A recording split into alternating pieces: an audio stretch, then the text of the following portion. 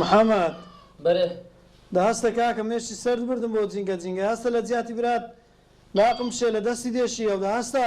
ئەوە هاتم ئای بابا لێگەڕێ عەلی لێگەڕێ با دەستت نەکولێتەوە.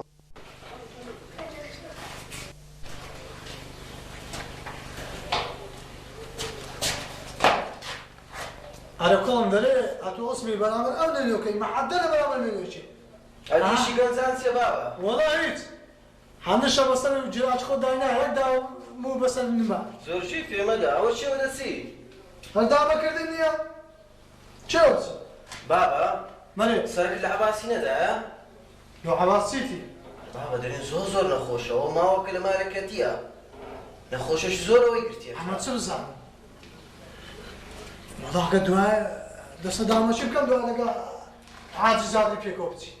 والله بابا السري اللي بدي زور باشا لقى عاجز هذا السرش اللي بدأ. ده باشا نخو حافظ الله. وعافظ سلبي بخيرتي.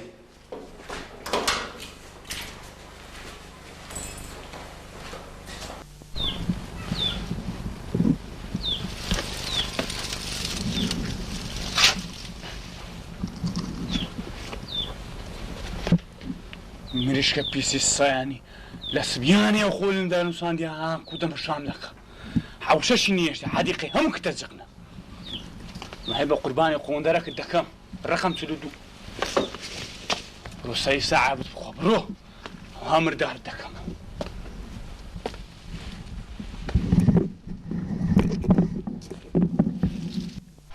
لو جهر عام بدا هر برلزي خود ده والله يقوشتكش النخوم هري والله ما جادر.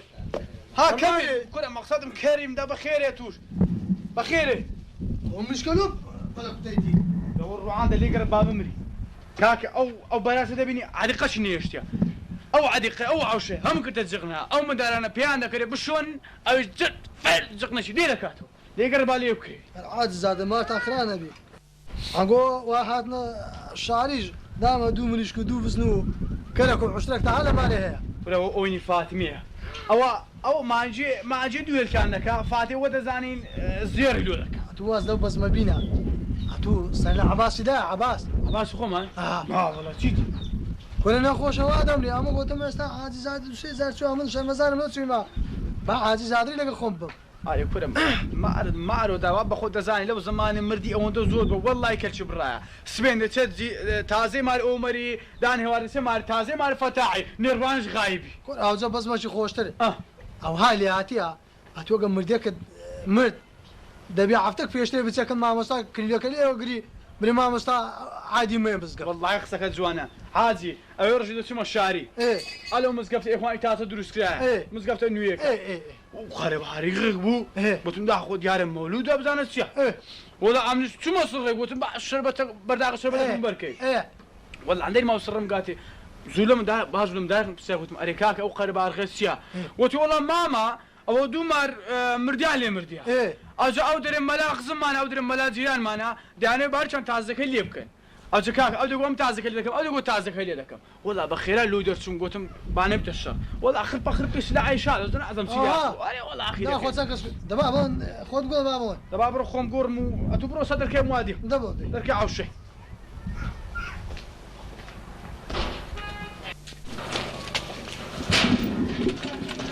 فمعاطي عاجز هذا هو دبيها بيتوها من اللي يدني جوري ولا هوا بار هاي نشاتم ولا انا كوري لو يسني جوري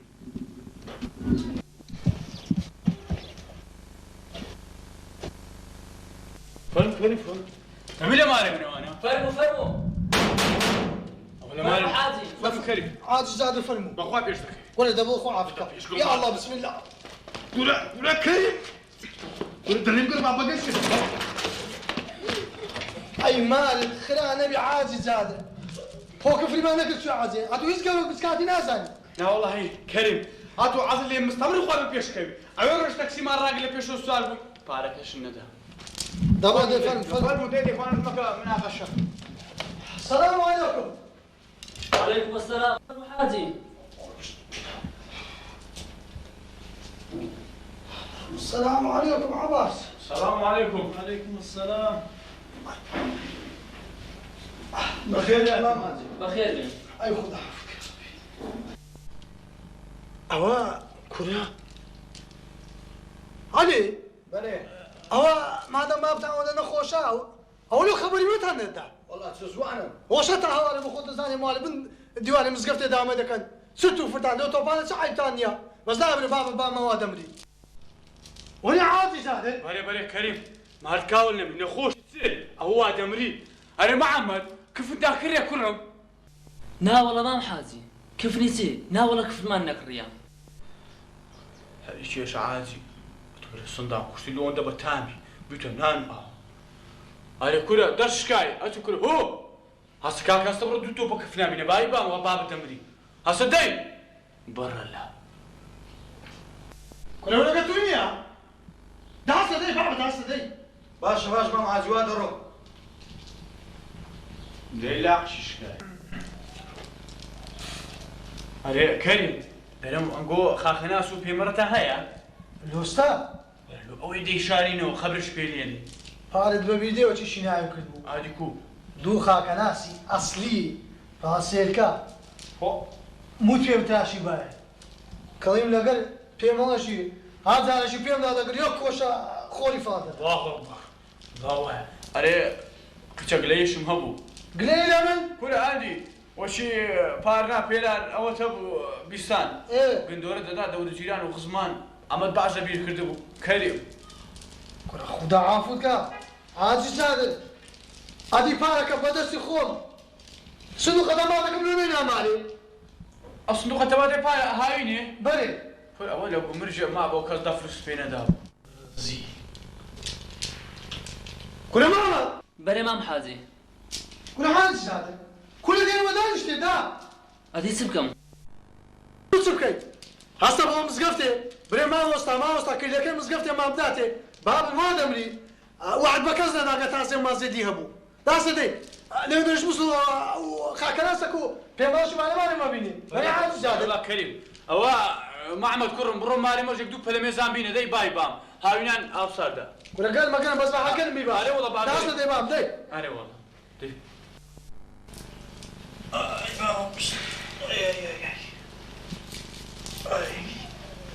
او هناد والله كريم دريم كعولاي زمان زول لو يباشتربو لا عباسي والله مرعي يكرش اللي برا أري والله عادي سادل كاكا مردين خوشن لما تناكا لا والله هل انا يا اخي ديوتو توكاك أري والله الحمد لله قائم النسان بضي إن شاء الله ما تعبتها تسأل كنا من أري والله كلها مردي ودوا مدارن هاد وقازم في مرة بينا بقى خبره كمان زول يبدأ باي او قصدت البيان بدا باي خاص خاني خو هاي دا كافي مداري أو زماني الراب كله يوم كان راجع شو المدار كان مع ساكنه ادي هذه زادر أولوها خدك رنو ما عندي أسبيت كتير وسيوا او جغانا بين ما اسمه لو خاطر لما يلبيك حبل ولا شو قدر يا بيتيا كاك أول شيء من ده وتم زغالك من اوتيكي والله يخون دان نصان وقوت مودري حول ولا هذه زادر يا مش بسيده بيلو نانو هاي ايش ما دعوا بس لو اوصلنا كشتي والله إني وزغارك مبيع الله حبي بايك عاج هذه زادر اول شيء اتوش من اتو زيدي والله أول سبياني بيج ناني فيهم كل فاطمة داشم دانا ودي بوجينوا ايه يدوخهم لي بوجان مو دواتو تنبيك عيبيني لا اسم بتاما والله داعي لازم بس لا اله الا الله ده او كشم دي حول ولا هاني جاي سمعني لقد دامو مامي مو زاني يدل بيو كل صخ والله مداشم دانا بينا خوش صغاري دخون بس كعكا لا عليهم والله لقد كان زي فرقي خدا بس ولا وكم كيد تاما خلا كم كيد ما ادخل انا كاتو داخل دو دينار بداية انا دينار نيوك في عانسي اري عاجز هذا بلي ده معناته بيعيش بلي لو لا عيش شي كي خير كنا مشي لو كنا وش زمان في شان قهوه كم كيلو لما داي طما داي كان يفرش فعزيز وشي بيش تاخذ ما عازي ما ادخل فرد دعنيش كنا عاجز هذا اه خصوصا ما فيها الناسي ايه سياريو دايك يقول سؤال هو الاخوان والله طاقتي هدمني ما نا والله اقول لو ريو باي وما بدي هذا هم شان من المهرستي هذا شم داش قورنا كنا نعرف اليوم ده السريع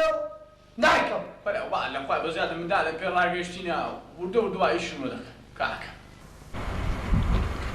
خود صندوق كشتي أتورا سفرة شبينا كي وشيلين عطل دبي نيسان خريجي بي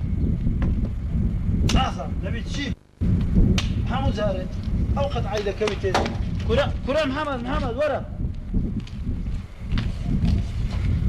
أو خير أو شيء ولا سيو خاك ناس لسشانيا بەخۆ دەزانی بابم نەخۆشە مام کەریم و حاج زادریش هاتبوون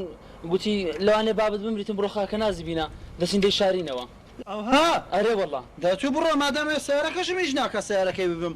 هەربا بڕۆمە من قازمەکەی دەینم بڕۆ تو هەڕوو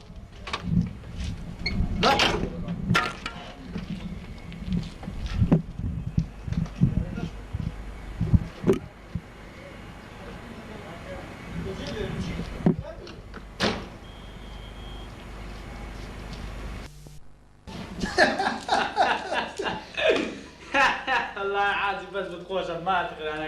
أو جبلك بدوكر ئەوجا لەپاش بەدووکە دێ سوڕیان کردبوو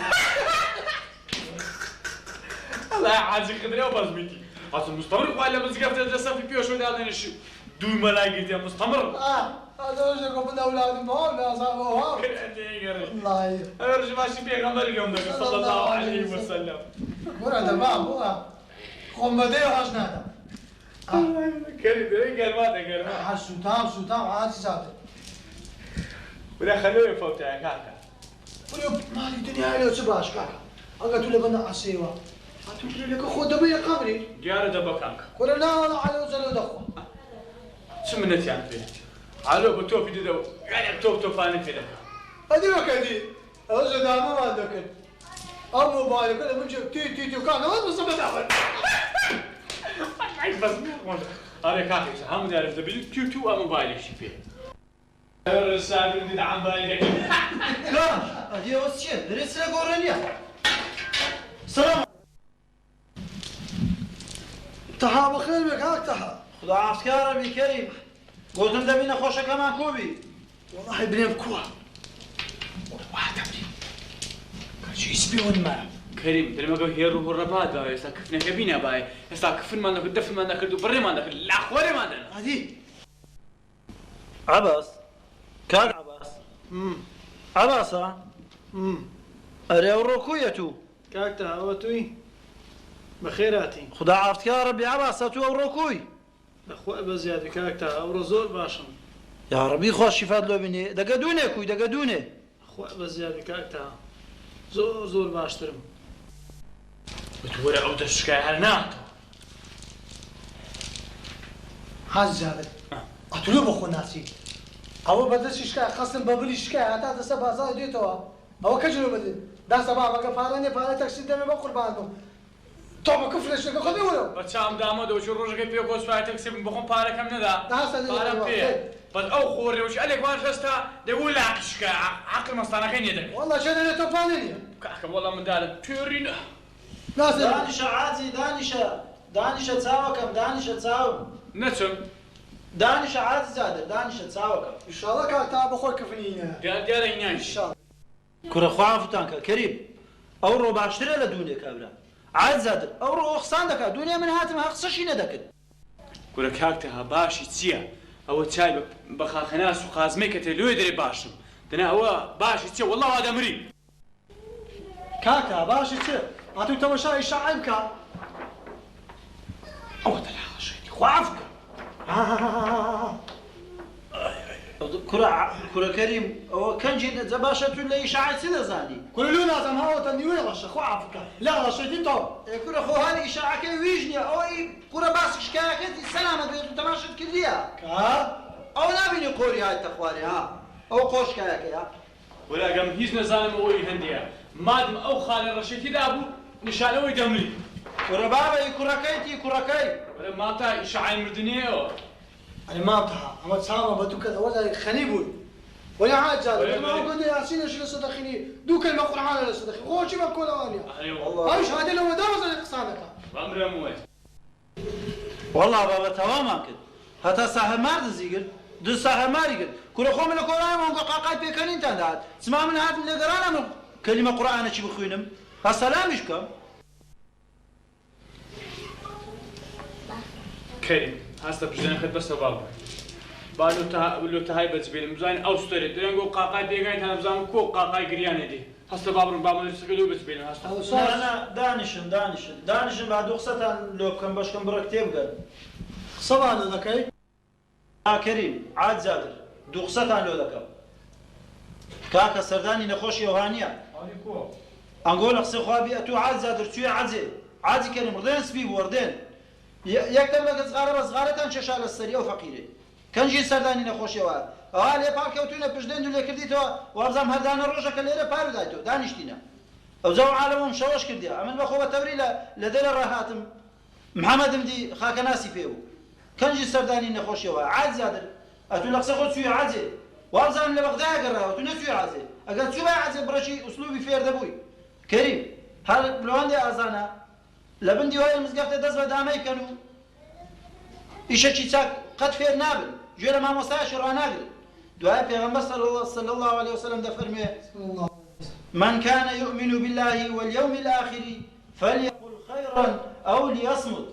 هر كسك إيماني بأخواه بروجي دعائي هيا باقصة شي خير بكا يا ما هر وزبي سرداني نخوشي أويا بيت دريب ديوا دزو سري من داري دابني دعاء كنجي مردن هر بنخوشي بوا كابرا ديتيتم لو غوري كتو پر مرديو كدي تخواري إيه چند نخوش من دیتیت صعبوی تو و هاش به نخوشی دمری نخوشی لویا خواهی گوره کفارتی گناهانی پیدا دا لگناهانی خوش دبی تاکا و خیری پی زیاد دکا عادی زادر تاو کم کریم زارشی دی او نو بین ما بین مدرسی او بین کن نخوشی او هم قصانه بکن ده هستن درنگ لونیوش درنگ هستن بانیوش کلا دانه میل سقسان يا الله كوكب دعاء عباس خوش بس من نکاح عباس هذا ان شاء الله هذا ان شاء الله شي صوت لنا لك عزة ناخذ تنقمنا خوات استانس خير بيت